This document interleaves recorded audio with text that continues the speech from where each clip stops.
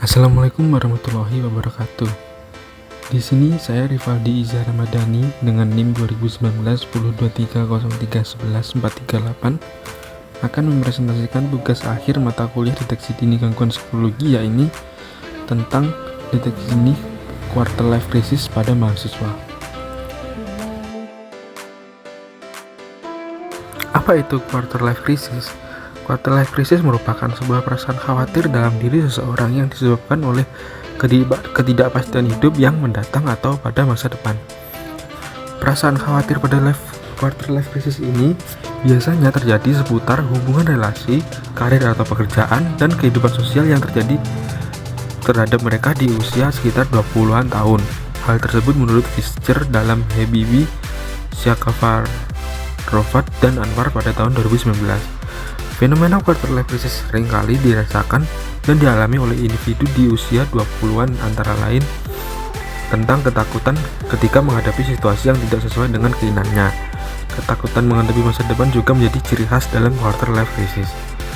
Survei yang dilakukan dalam metode wawancara semi terstruktur yang dilakukan oleh Garden dan Stapleton pada tahun 2012 mengenai quarter life crisis ditemukan bahwa tantangan besar yang dialami oleh kelompok yang berada dalam fase ini adalah seputar identitas, tekanan dari dalam diri sendiri, perasaan akan tidak kepastian, dan depresi.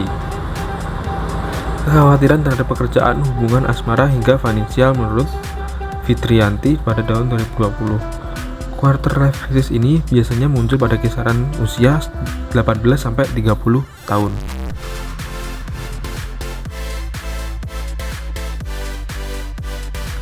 Dimensi quarter life crisis. Menurut pemaparan dari Robbins dan Milner pada tahun 2001, ada 7 dimensi dalam quarter life crisis, yaitu: pertama, kebimbangan dalam pengambilan keputusan. Tidak dapat dipungkiri bahwa pada usia menuju dewasa, seseorang mulai menjadi individu yang mandiri, termasuk dalam hal membuat keputusan untuk dirinya sendiri. Yang kedua yaitu dimensi putus asa. Kegagalan dan hasil yang kurang memuaskan dalam pekerjaan atau aktivitas tertentu mendorong individu semakin tidak mempercayai dirinya sendiri. Yang ketiga yaitu dimensi penilaian diri yang negatif. Kecemasan menjadi dewasa, ketakutan akan kegagalan, ketidaktahuan dalam membuat keputusan penting, dan masalah identitas diri membuat individu tertekan karena semua hal tersebut merupakan hal yang tidak diharapkan. Dimensi yang selanjutnya itu terjebak dalam situasi yang sulit. Lingkungan yang menjadi tempat individu beraktivitas, menjadi tempat tinggal atau tempat berasal tentu memberikan pengaruh besar pada pikiran dan tindakan yang dijalani oleh individu.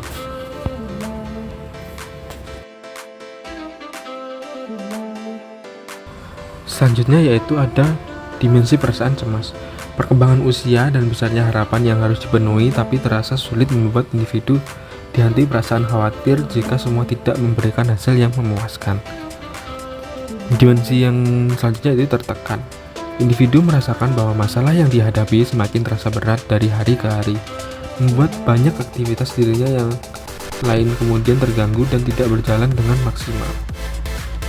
Yang terakhir yaitu dimensi khawatir terhadap relasi interpersonal yang akan dan sedang dibangun. Salah satu hal yang dikhawatirkan oleh individu pada masa ini adalah terkait hubungannya dengan lawan jenisnya. Faktor yang mempengaruhi quarter life crisis. Berdasarkan penelitian yang dilakukan oleh Blank Ellison pada tahun 2010, dalam bukunya didapatkan adanya sebuah perubahan dalam hubungan interpersonal serta adanya sebuah perubahan dalam berbagai ruang lingkup pekerjaan dan finansial, identitas diri, hingga problematika akademik. Faktor-faktor tersebut adalah yang memicu individu untuk merasakan atau berada di masa quarter life crisis.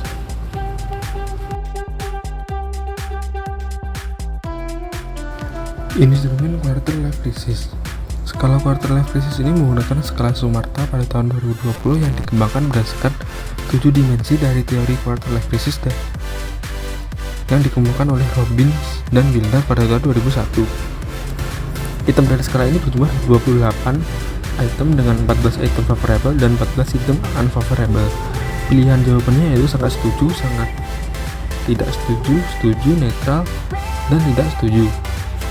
Skala ini dimodifikasi oleh Smarta berdasarkan 7 dimensi dari quarter life crisis yang dikemukakan oleh Robbins dan Wheeler.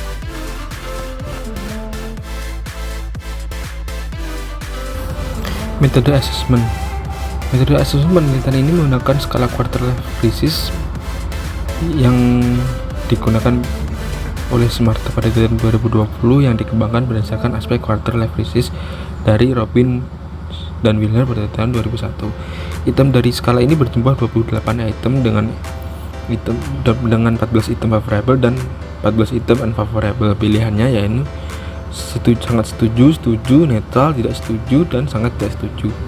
Lalu skala ini dimodifikasi lagi oleh INRI pada tahun 2021 dengan hanya memakai 25 item yang diuji dan menghilangkan pilihan jawaban netral untuk mendapatkan hasil yang lebih akurat. Skala ini diaplikasikan ke dalam Google Form yang akan disebarkan secara online. Hasil asesmen dari 30 responden di atas terdapat 13 laki-laki dan 17 perempuan. Sedangkan usia kebanyakan pada 21 tahun. Untuk jurusannya beragam, namun jurusan psikologi terlihat lebih banyak juga universitas yang dominan, yaitu Universitas Muhammadiyah Malang dan Universitas PGRI Madiun, dengan kota yang kebanyakan berasal dari Ponorogo.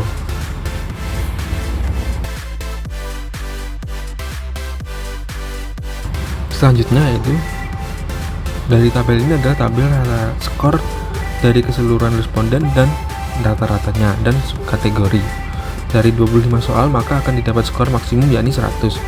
Akan dibagi menjadi 3 kategori yakni 25 skor 25 hingga 50 tergolong kategori rendah. Sedangkan skor 51 sampai hingga 75 tergolong sedang dan 76 hingga 100 tergolong tinggi.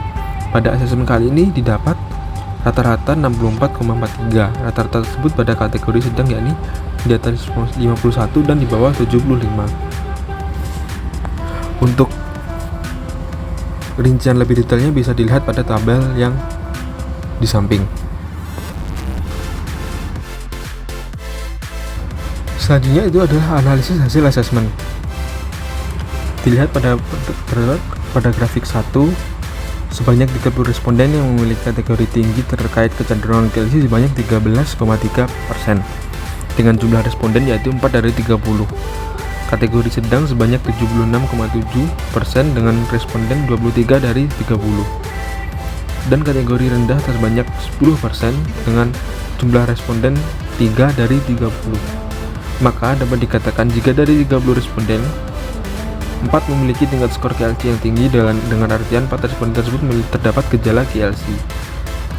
Lalu pada 23 responden yang mendapatkan kategori sedang maka memiliki tingkat skor KLC pada tengah-tengah, dalam artian mereka terdapat indikasi KLC namun tidak terlalu tinggi.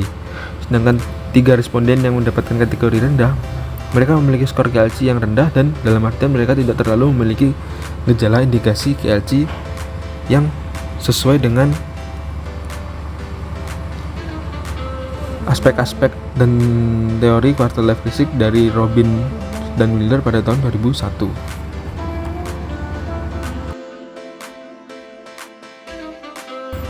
Selanjutnya itu adalah analisis hasil asesmen berdasarkan kategori per dimensi. Dapat dilihat pada grafik ini terdapat 7 dimensi dengan rentang kategori yang berbeda-beda.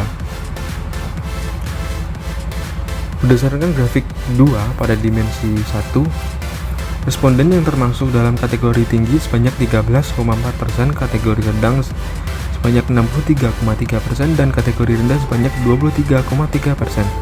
Pada dimensi 2, responden yang termasuk dalam kategori tinggi sebanyak 6,7%, kategori sedang 60% dan kategori rendah sebanyak 33,3%. Pada dimensi 3, responden yang termasuk dalam kategori tinggi sebanyak 30%, kategori sedang sebanyak 63,3% dan kategori rendah sebanyak 6,7%. Pada dimensi 4, responden yang termasuk dalam kategori tinggi sebanyak 40%, kategori sedang sebanyak 60% dan kategori rendah sebanyak 0%. Pada dimensi 5, responden yang termasuk dalam kategori tinggi sebanyak 23,3%, kategori sedang sebanyak 43,4% dan kategori rendah sebanyak 33,3%. Pada dimensi 6, responden yang termasuk dalam kategori tinggi sebanyak 0%, kategori sedang sebanyak 66,7%, dan kategori rendah sebanyak 33%. Pada dimensi 7, responden yang termasuk dalam kategori tinggi sebanyak 23,3%, kategori sedang sebanyak 60%, dan kategori rendah sebanyak 16,7%. Pada dimensi 4 ini terlihat banyaknya responden yang mengalami atau merasakan gejala KLC, yakni terkait dengan dimensi tertekan. Dapat dilihat dari 40 dari jumlah responden itu 30 mengalami atau merasakan tekanan tinggi terhadap KLC, dan 60% lainnya mengalami atau merasakan tekanan yang cukup atau sedang terhadap KLC.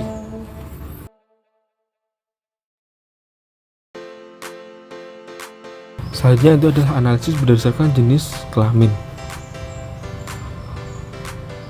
Berdasarkan grafik 3, sebanyak 30 responden, 57%-nya atau berjumlah 17 responden berjenis kelamin perempuan. Sedangkan sisanya yakni 43% atau berjumlah 13 responden berjenis kelamin laki-laki. Pada jenis kelamin laki-laki, rata-rata dari mereka memiliki kategori sedang yakni 61%, pada kategori rendah 23%, dan pada kategori tinggi 16%. Pada jenis kelamin perempuan, kebanyakan pada kategori sedang yakni 88% dan kategori tinggi 22%. Namun perempuan tidak ada yang berada pada kategori yang rendah. Hal ini dapat diindikasikan jika perempuan lebih mudah terkena KLC daripada laki-laki.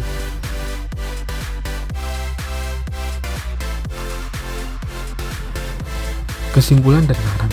Dari hasil deteksi dini gangguan quarter life crisis atau bisa disebut KLC ini, rata-rata skor didapat oleh responden pada kategori sedang. Maka dapat dikatakan jika 30 responden dari 30 responden 4 memiliki tingkat skor yang tinggi, pengertian responden tersebut terdapat gejala KLC, lalu 23 responden yang mendapatkan kategori sedang, mereka memiliki tingkat skor KLC pada tengah-tengah, dalam artian mereka terdapat indikasi gejala KLC namun tidak terlalu signifikan. Sedangkan 3 responden yang mendapatkan kategori rendah, mereka memiliki skor KLC yang rendah, dalam artian mereka tidak terlalu memiliki gejala indikasi KLC. Dapat dikatakan pada deteksi KLC ini kebanyakan yang mengisi berjenis kelamin perempuan, dan yang memiliki skor sedang dan tinggi juga rata-rata dari jenis kelamin perempuan. Bahkan tidak ada yang memiliki kategori rendah pada responden yang berjenis kelamin perempuan.